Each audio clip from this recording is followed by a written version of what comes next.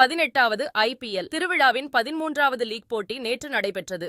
இந்த போட்டியில் டாஸ் வென்ற பஞ்சாப் அணி முதலில் பந்துவீச்சை தேர்வு செய்தது. அதன்படி முதலில் பேட்டிங் செய்த லக்னோ அணி 20 ஓவர்களில் 7 விக்கெட்டுகளை இழந்து 171 ரன்கள் எடுத்தது. இந்த முதல் பேட்டிங்கில் லக்னோ அணி தரப்பில் அதிகபட்சமாக நிக்கோலஸ் பூரன் 44 ரன்களும், ஆயுஷ் பதோனி 41 ரன்களும் எடுத்தனர். பஞ்சாப் தரப்பில் அதிகபட்சமாக அர்ஷ்தீப் சிங் 3 விக்கெட்டுகளை வீழ்த்தினார். தொடர்ந்து 172 ரன்கள் எடுத்தால் வெற்றி என்ற இலக்கோடு பஞ்சாப் அணிக்களம் இறங்கியது. இதில் தொடக்க வீரர்களாக பிரியான்ஷ் ஆர்யா, பிரப்சிம்ரன் சிங் களம் இறங்கினார். பிரப்சிம்ரன் சிங் நிலைத்து ஆடி 69 ரன்கள் எடுத்தார்.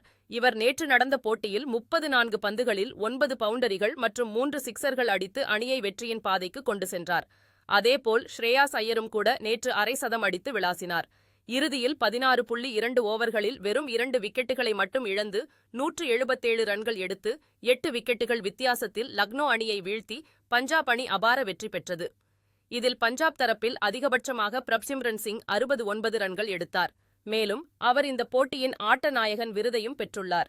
அடுத்ததாக இன்றைக்கான போட்டி, அதாவது 12வது நாளான இன்றைக்கு நடக்கக்கூடிய 14வது லீக் ஆட்டத்தில் Royal Challengers Bengaluru Gujarat Titans அணியை சந்திக்க உள்ளனர். இந்த போட்டி இன்றைக்கு இரவு 7:30 மணிக்கு பெங்களூரில் உள்ள எம் சின்னசாமி ஸ்டேடியத்தில் நடக்கிறது. இந்த 2 அணிகளுமே இதுவரைக்கும் ஏற்கனவே 5 முறை நேருக்கு நேர் மோதியிருக்கின்றனர். அந்த வகையில் இன்றைக்கும் இந்த போட்டியில் விறுவிறுப்புக்கு பஞ்சம் இருக்காது என்றே சொல்லலாம்.